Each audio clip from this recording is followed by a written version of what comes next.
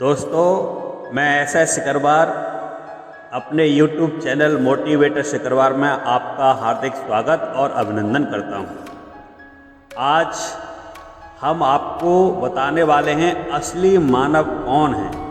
आपने देखा होगा कि आज इंसान अपना व्यवहार अलग अलग तरह से प्रदर्शित करता है।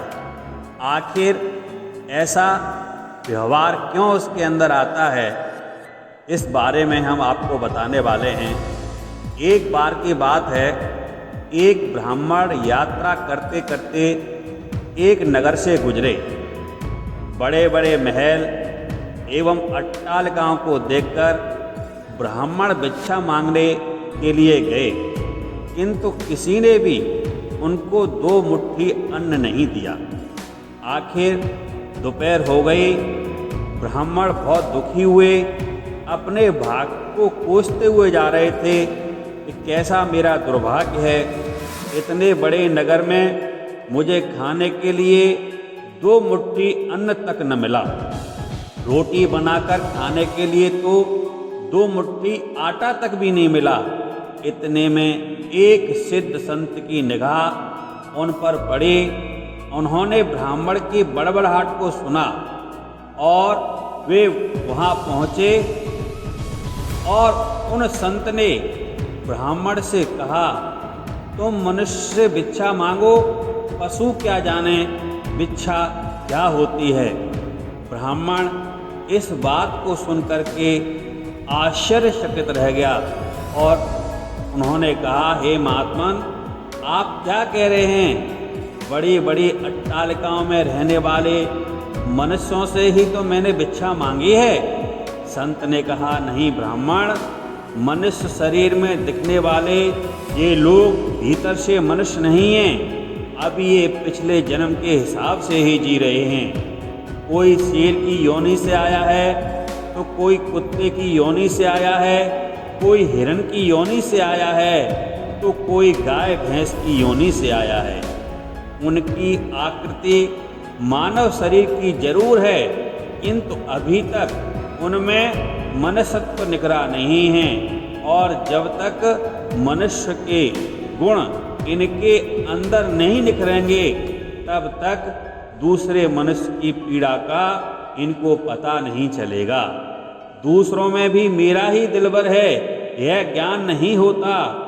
तुमने मनुष्यों से नहीं, पशुओं से भिक्षा मांगी है। ब्राह्मण का चेहरा दुखी प्रतीत होने लगा। ब्राह्मण का चेहरा इनकार की खबरें दे रहा था।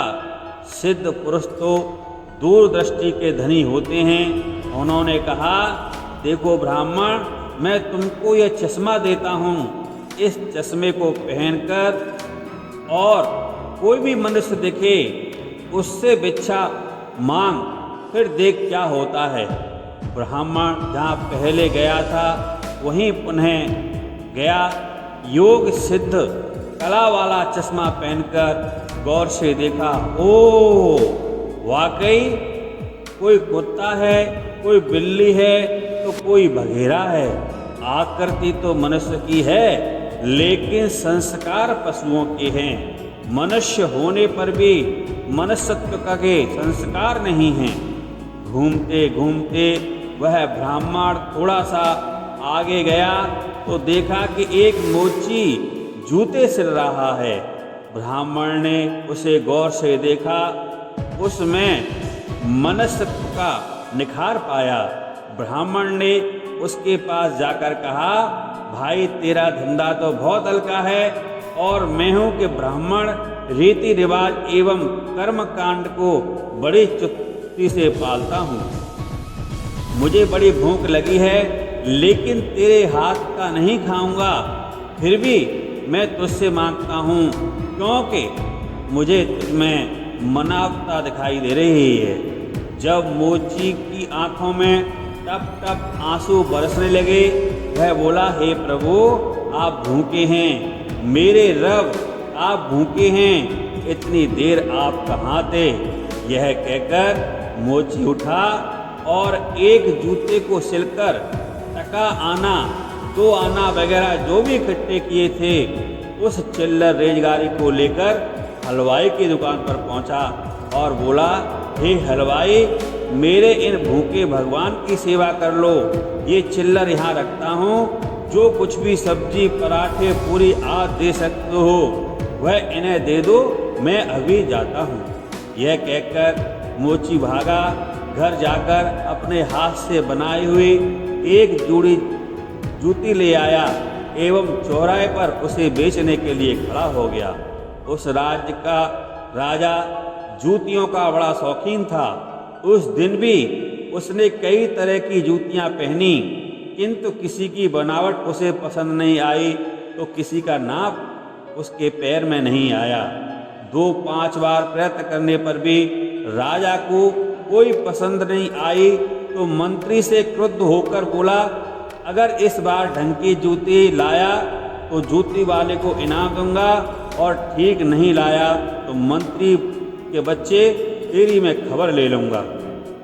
दैवयोग से मंत्री की नज़र इस मोची के रूप में खड़े असली मानव पर पड़ गई, जिसमें मानवता खिली थी, जिसकी आंखों में कुछ प्रेम के भाव थे, चित्त में दया और करुणा थी। ब्राह्मण के संग थोड़ा रंग लगा था। मंत्री ने मोची से जूती ले ली एवं राजा के पास ले गया। राजा को यह जूती एकदम फिट आ गई, मानो वह जूती राजा के नाप की ही बनी थी। राजा ने कहा, ऐसी जूती तो मैं पहली बार पहन रहा हूँ, किस मोची ने बनाई है यह जूती? मंत्री बोला, हजूर, यह मोची बाहर ही खड़ा है। मोची को बुलाया गया। उसे देखकर राजा को भी मानवता थोड़ी खिली। राजा ने कहा, जूती के 5 रुपये होते हैं, यह 5 रुपये वाली नहीं 500 रुपये वाली जूती है। राजा ने कहा, जूती बनाने वाले को 500 और जूती के 500 कुल 1000 रुपये इनको दे दो। मोची बोला, राजा साहब तनिक ठहरिए, यह जूती मेरी नहीं है, जिसकी है उसे मैं अभी ले आता हूँ। मोची जाकर विनयपूर्वक ब्राह्मण को राजा के पास ले आया एवं राजा से बोला, राजा साहब यह जूती इन्हीं की है। राजा को बड़ा आश्चर्य हुआ, यह तो ब्राह्मण है, इसकी जूती कैसे है ये?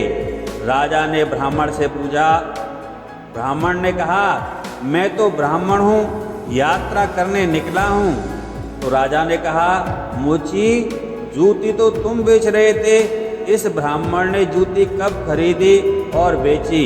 मोची ने कहा, राजन, मैंने मन में ही संकल्प लिया था कि जूती की जो रकम आएगी वह इन ब्राह्मण को ही दे दूंगा। जब रकम इन्हीं की है तो मैं इन रुपयों को कैसे ले सकता हूँ, इसलिए मैं इन्हें ले आया हूँ। न जाने इसी जन्म में मैंने दान करने का संकल्प किया होगा और मुकर गया होऊंगा, तभी तो यह मोची का चोला मिला है। अब भी यदि मुकर जाऊंगा तो न जाने कैसी मेरी दुर्गति होगी। इसलिए राजन, ये रुपये मेरे नहीं हुए, मेरे मन में आ गया था कि इस जूती की रकम इनके लिए होगी, फिर 5 रुपये मिले या 500 या 1000 मिले, मुझे इससे कोई फर्क नहीं पड़ता है। हो सकता है मेरा मन बेईमान हो जाता है, इसलिए मैंने रुपयों को नहीं छुआ और असली अधिकारी को ले आया। राजा ने आश्चर्यचकित होकर ब्राह्मण से पूछा, ब्राह्मण, मोची से तुम्हारा परिचय कैसे हुआ? ब्राह्मण ने सारी आप बीती सुनाते हुए सिद्ध पुरुष के चश्मे वाली बात बताई। आपके राज्य में पशुओं का दीदार तो बहुत है, लेकिन मनुष्यत्व अर्थात मानवता का विकास इस मोची में ही नजर आया।